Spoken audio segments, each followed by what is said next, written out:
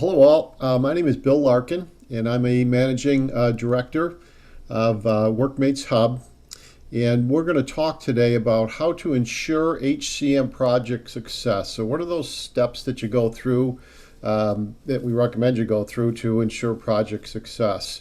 I founded a company called Workmates Hub, which I'll talk about in a second.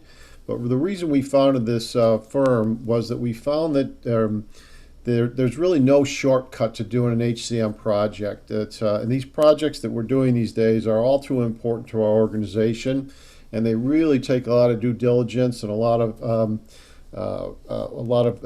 focus on our team's part to make sure we do these projects correctly. And the reality is that the HCM projects are becoming increasingly complex. Business, cultural, global, societal changes have collectively exacerbated our need to manage the workforce and the difficulties thereof. So let me just talk a little bit about really quickly Workmates Hub and what we do. As I mentioned, we were founded under the certainty that the ease of finding these projects and finding consultants to do these projects and doing the projects in general really underserved most clients. Clients weren't getting what they needed out of these projects. They weren't completely realizing, it isn't all the time, but they weren't realizing the value that they could get out of a individual human capital management project. So what we did is we found Workmates Hub, which is really a marketplace that you can start to put together your ideas, plan for the project. I'll talk about that in a little bit, how to do that. And we also have a network of consultants, vetted consultants, that we have created, so you can then go online and find the right consultant for your project. But really what Workmates Hub does for our clients is we help you plan through a trusted partner for your project itself. And we're going to talk about some of the steps that we recommend you do when you do the planning for these projects. The planning is as important as anything. Our platform helps you select from a network of vetted consultants. So you not only will plan correctly, get the right requirements in place, but you will get to a vetted consultants and then manage to successful conclusion. How do you manage through these projects and what's that look like? So throughout the presentation, if you have any questions at all, feel free to go to the chat section and we will do that. We are also recording this, so this will be available at a later date as well. So, and we can answer your questions afterwards too if you have some individual things that you'd like to ask us. So let me start with what we want to try to cover today. So we're going to talk about how do you prepare your internal project resources? What does that look like? And what do I need to do to prepare internal project resources? How do I clearly articulate my specific project needs to the outside world, particularly the external world of consultants and external experts? How do I articulate those needs to make sure that I'm doing the right thing? How do I define the consultant requirements? What consultant or expert am I really looking for and what do I need to do there? How do I cast a wide enough net in this consultant search to make sure that I give myself enough choices, enough options to choose the right consultant? And then how do I complete that vetting process and how do I go through the project itself to ensure the consultant or the experts align, my project's in good shape, and we get to a successful conclusion down the road. So the first thing that we see that a lot of organizations don't spend, we believe, enough time doing is project preparation. The old adage, no one plans to fail, everyone just fails to plan. And project preparation for any HCM project is really, really important. In some of the steps that we've seen organizations, and some organizations will need to do and some won't, but these are certain steps that you have to make sure you have some form or fashion within your project. So the first one is to align your project with corporate executives. Where's the organization going? What's this project doing for my company? Why am I doing the project? What does that look like? We used to say that we needed to align with corporate objectives, but we believe managing the workforce is a corporate objective. The same as introducing new products, the same as moving into new geographies. Managing the workforce is really, really critical because without the workforce and without a really well-trained workforce paid correctly, the corporation doesn't work as well. So how do you do that? How do you align these projects with corporate objectives? The other one is to identify stakeholders and form your team. So, who are the stakeholders within my organization that need to be made aware of this? Certainly, there's senior executives. We have to get some funding probably for our project. We have to make sure that those corporate objectives we did align with senior stakeholders said that yes, that's in fact the case, and we do get funding for our project. We're going to cover that a little bit more in a second here. And then we need to form the team. Who are these other teams of people that need to be on this project? So there's always somebody from HR certainly on the project, and or payroll or benefits, some folks in the functional area, but you also want to get IT people on the team. Probably you probably want to get some finance people, certainly some business people. So but whatever your project is, who are those stakeholders? Who's going to be involved in making decisions? Who's going to be on the team? Who's going to be responsible for this? Who's going to be accountable for this? Who needs to be informed as we go throughout. So need to identify those stakeholders as we go. Need to really understand and plan for change impacts. So we're going to do a particular project and it's going to change something within our organization. We're going to buy new technology, for instance. Well, that's a change in and of itself. We're going to put new policy in place for diversity and inclusion. Well, that's a change to what we're doing today. So what are those impacts of change? What do they look like? And how do we go about making sure we manage through that change correctly? Who's going to be changed? What are they going to do? What's a change going to do to affect the way they do their job? How does that work and how does that look? We also need to create some type of decision or governance model. So as we go throughout these projects, and I've been doing this for many, many years, and very infrequently does a project go without any hiccups, without any roadblocks. What do we do when we run against those? And what do we do when there's a decision to be made? What's that decision process? What's the governance model for this particular project? And how do we make sure we get through that? So these are some things that you might or might not have in your project plan, but they're really critical to do the preparation. And then we always recommend do your research. So if you're going to do a compensation project, go out and Google it and read as much as you can about compensation projects. Read as much as you can about the vendor community if you're going to do a technology project or a global payroll project. Just do your researches and get yourself as smart as you possibly can before you really go out into the outside world to look for help with these particular projects. So project preparation, project planning is really, really important to do and get you a lot of the way there. In conjunction with that, it starts to get into this whole project workflow. So you see on the top of the screen a workflow from 1 to 6. So it's really important to start to really clearly articulate what your project is. So what type of project do I have? Is it a people and development project, planning and strategy, policy and culture, process and functional, technology and innovation? And underneath each of those 5 major categories, there's another 10 or 15 types of different types of projects that you might have. People in development could be, I'm looking for a new learning management system, or I'm looking for a new way to train some folks in one of my offices or one of my locations. Planning and strategy is just that. How do I set the plan for what human capital management service delivery model is going to look like next year? And what does that look like? Policy and culture, I talked about diversity and inclusion, so on and so process and functional could be payroll. And of course, technology innovation. I'll just speak to technology innovation real quickly here, because technology we think a lot of is vendor evaluation or vendor improvement, but we're seeing a lot more innovation come in, different types of technology, artificial intelligence. So the point in this particular phase 1 project type is to really define what your project is and what type of project you're really trying to accomplish, and use marketplace terms to identify that and what that looks like. So it's really important to identify what your project type is. The next thing, step 2, as you see here, you want to start to put in your project overview. So first of all, the project type, we talked about that. So that could be whatever it is, a technology project, a policy and procedure project, whatever it is.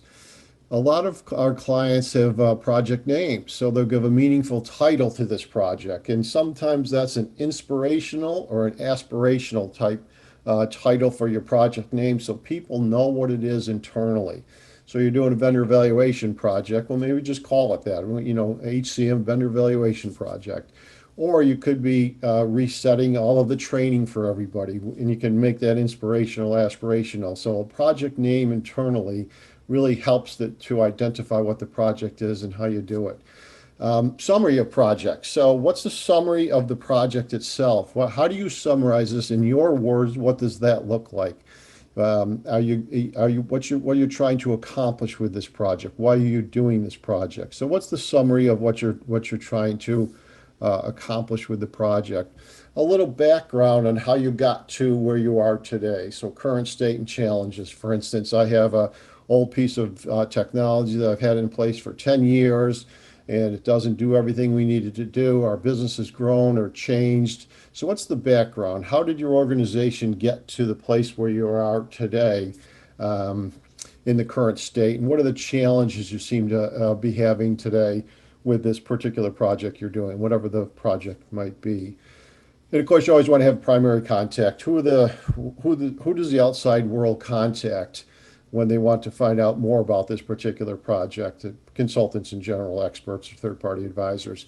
Who they contact in your organization. We recommend having one primary contact, and anybody from outside your organization can only call that person and talk to that person for communication purposes. Make sure that all of the information going out to the marketplace is the same, and that the people out in the marketplace are getting the right information. So an overview of the project's really, really important. This is step 2. I'll just review one more time. Project type. So really identify in marketplace terms what type of project you're doing.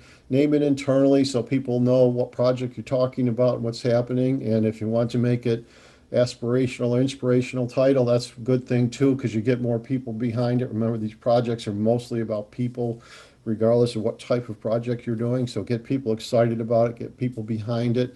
What's the summary of the project? What type of project are we doing? Why are we doing it? What's a little background? How did we get to where we are today as an organization? What are the challenges we're having? Of course, the primary contact for the outside world. So you want to drill down a little bit more in step 3 into objectives and deliverables. So what's the objectives to the to-be state after the successful completion of the project? So I told the outside world what I really wanted to try to accomplish and how I wanted to try to accomplish that. Well, what are those objectives you're trying to get to when you're done with this? What are the things that you really want to get to? In this section, by the way, we recommend that you start to, as you go out to the outside world, we recommend that you ask the third-party expert or consultant or advisor to really be specific and articulate exactly what they're going to do for you to achieve these objectives. So what are the work steps they're going to go through? What are those things that they're going to do, and what are the different steps they do to get to where you need to get to? What are the tasks involved in each one of those work steps? So, your objective is to buy a new piece of technology. What are those work steps that the consultant's going to do to help you get to that technology selection? What are the tasks involved in each one of those work steps? What are they physically going to do for you? What do they require you to do? How much time, effort, and resources are going to be required from you to do this particular project in each one of these work steps? What does that look like? And how long is this going to be? Is work step 1 a week? Is it 2 weeks? Is it a month?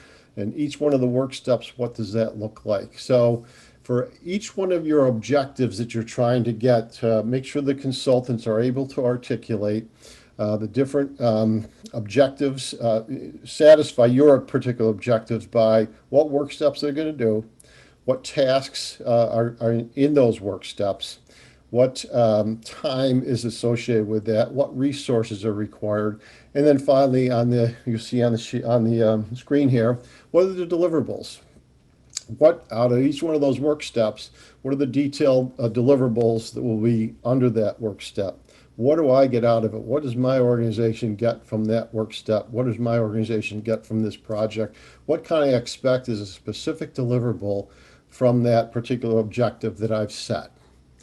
So that starts to really help you. This is a continuation of the plan that we talked about. So how do we start to take this plan and start to move it out into the marketplace so people will start to understand what we're really trying to accomplish here and what this particular project looks like and what steps we're going to take and what deliverables we're going to get and how much time it's going to take. You also, on this whole planning process, you want to start to identify and understand what time the whole project is going to take. What are the risks associated with this? What are some of the costs associated with it? What are my other, so this is an overall project view of things too. So this is all the planning process. If you do these planning steps right up through this step number 3, you're going to be much more likely to have a successful project because planning is very, very important. Now, when you're looking for an outside consultant, you want to also start to identify step 4 here. What are the requirements that a consultant has? What requirements are we looking for the consultant to have? So we've broken out into a couple areas here. First of all, the skills. What are the required skills that we think the consultant needs to do this particular project?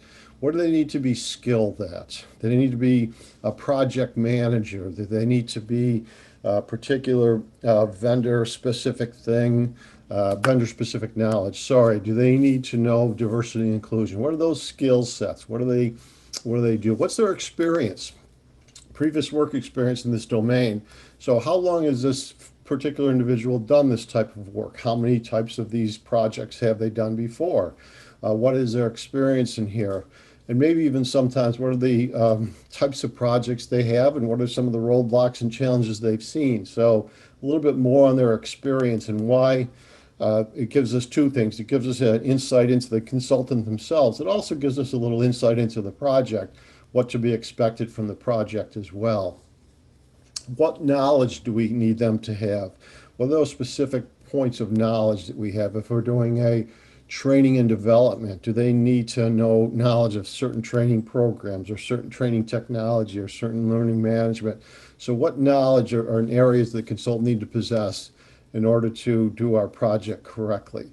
What are the other requirements? Do they have travel requirements or travel restriction requirements or remote requirements? Do you have certain requirements that they need to have to be able to do public speaking or manage a project or talk to senior executives? So what are other requirements or expectations of the consultant that you're going to require to have to do the project itself? And then your selection criteria. So if you're going to choose a consultant, what are those selection criteria? Is it cost? Is it proximity? Is it all of these things included? Skills, experience, knowledge, other requirements. What are the summary of the selection criteria that you're going to go through to choose this particular consultant? So that's really important. So as you start to do your, just to summarize, as you do your project planning, project preparation, and you start to get the project type, the project overview, the objectives and deliverables, and then certainly the consultant requirements, then you can start to understand how to go to market with these types of things and what the consultant needs to be able to provide to deliver on these types of things. Now, the next phase number 5, is key dates. So you want to start to think about, as you do your preparation and as you go to market, what are some of those key dates? What is a target date? When am I going to start this project? So right now it's February. I might want to start this project April or May 1st. Okay, that's our target start date. When's the target end date? So I start May 1st. I'm hoping this project is done by July 1st. So that's a target end date. I want to make sure that consultants understand I need to get this project done in this X amount of time or X amount of date. What does that look like?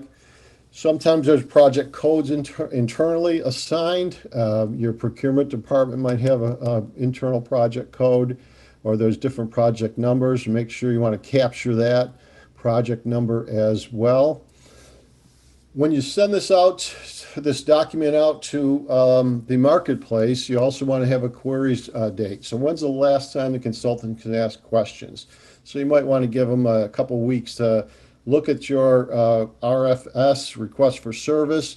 You want to give them a chance to respond to that, give them a chance to ask some questions, and then that select date when those end.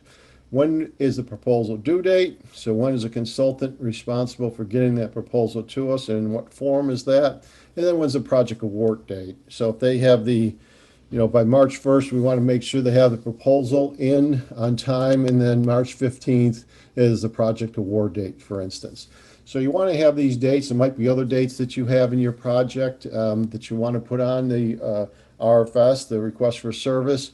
Just make sure you capture all of the relevant dates that are important to your organization in going through. And then lastly is the terms and conditions. And the terms and conditions could be any types of terms and conditions you put in place. There's a confidentiality statement, and there's a lot of different examples of that and templates for confidentiality statements. There's a right to amend, so you want to have the right to amend this. There's different terms that say that you're not obligated to do the project, you're just looking for quotes. There's different things that say that you will not assume any costs of a consultant preparing this particular proposal. You want to have the terms and conditions of, what payment terms you're requiring, when the invoices are due, how you're going to invoice, all of those types of, and then all the legal work too, that you need to put in there for the conditions and the terms of the contract itself, so the consultant can see that up front as well. So as you go throughout all of these, you are able to then put together your whole project plan. So just in summary, what I'll do is then you once you get through that, then you go into the summarization of the final vetting process. So you might want to cast a wide net out to as many consultants as you can find, and it's important to do that through networks, and one of the reasons Workmates Hub was built, by the way. But then we help you, or you should vet down to 2 or 3 shortlisted consultants. So once you get down to those 2 or 3 shortlisted consultants, by the way, it's too hard to try to vet and choose from 5 or 10 or 15. You need to narrow the scope down of the consultants you're vetting and going through the final vetting process. So we recommend 2 to 3. If you don't have 2 to 3, you're probably at risk of choosing the wrong consultant, possibly. So the more choices you have, the better. But then when you get down to this final vetting process, 2 or 3 is all you really need to look at. And those 2 or 3 should be comparative against each other. And what you're really looking for is what we call price to value. What's the value they bring of all of those things that you asked them to do? And then what's the price of their services? And you do that comparative analysis along with some of the other things we're going to talk about here in a second to go through the final vetting process to choose the final consultant. So we also recommend simultaneous interviews. So you're going to want to be interviewing these consultants. You're going to want to physically talk to them. You probably want to interview several different people in your organization. You want to do simultaneous interviews with these consultants. And you want to have a set of questions and some type of scoring mechanism or some type of some type of way to comparatively analyze the different consultants and in those questions and how you score them and how they answered and what their prices are. You want to have some general questions. Tell us about your background. Tell us about how long you've been in business for. Tell us about some of the projects you have. Tell us about yourself a little bit. So just general questions about what that looks like. You also want to ask about their core services that the consultant is being asked to provide. Most consultants, individual consultants, sometimes firms, but individual consultants, most consultants have a core skill.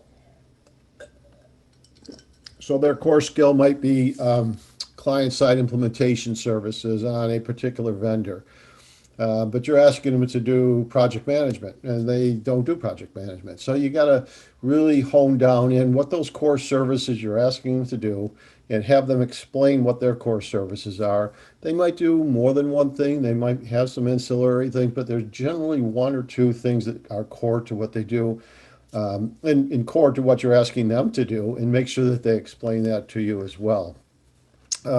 Defining performance measurements. So we also want to start to help them help you understand what their performance measurements are. So how do we ensure success throughout this project by putting some performance measurements in place for that particular consultant. And what have they seen in the past?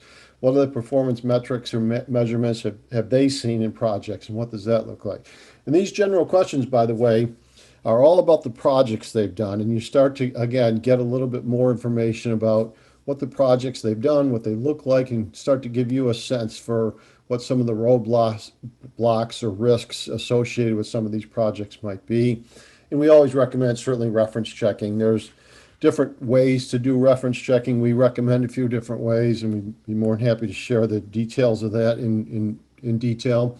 But it's really important to do reference checking and to actually talk to clients that they've worked with and talk to projects they've done and then you get some more information about the type of project that you're doing as well, and some advice and counsel that you might be able to get on that. So in summary, what it's really important to do as you go throughout here is to make sure that you plan your project.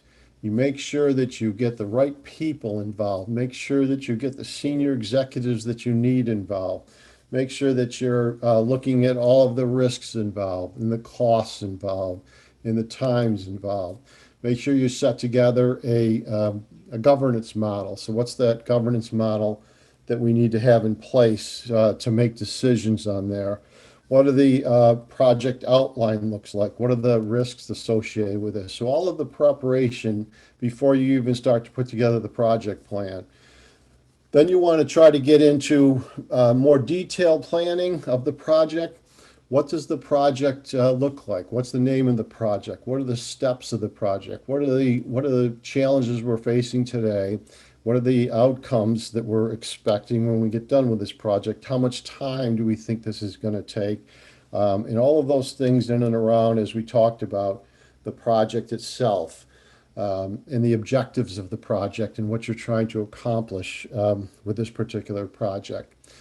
Once you get through all of the planning process, then you're ready to start to go out to market to the consultant community. And once you define all of those things in your internal planning and preparation and your project specific project requirements, then what are you looking for from a consultant? What does that consultant what are the skills you're looking for? What are the knowledge you need in that consultant? What are the requirements that you're having? What other characteristics do they need or are you looking for in that particular consultant? And the more specific you can get, to identifying that within a consultant, the easier it is for you to shortlist those consultants as we've talked about. And then, how do you make that final choice of that consultant? How do you cast a wide net so you have 10 viable consultants bidding on this so you have more choices to shortlist down to it and get down to the project. One of the things we didn't talk a lot about today, but it's really important, is once you start the project, what are those things that you have in place? What are those milestones? What are those deliverables, if you will, that you have in place that can help you track the successful outcome of this project as you go throughout? And what are those milestone times that you're going to take if it's a 3-month project, you do it every 2 weeks, you do it every week, you do it once a month. What does that look like to ensure that you're moving along this path from a successful project standpoint? And that's usually determined by the specific work steps that the consultant has put in place for you, the deliverables you have, the task associated, the timeline. So you start to judge the success of the project along those lines as you go. So that's, it's really important to do this planning, as I mentioned, to select and vet the correct consultants to help you out, and then to manage the process to successful conclusion. Again, this is why Workmates Hub was founded. We do help organizations do this. If you have any other questions about your individual project, you have my email here. Just feel free to email me, reach out. I'd be more than happy to chat with you on the phone and talk to you about your project and what you're trying to accomplish, and very frankly, see if we can help you out as well. That's the end of the webinar today. Feel free to get in touch with me if you need some help. And thank you for participating today. We appreciate it.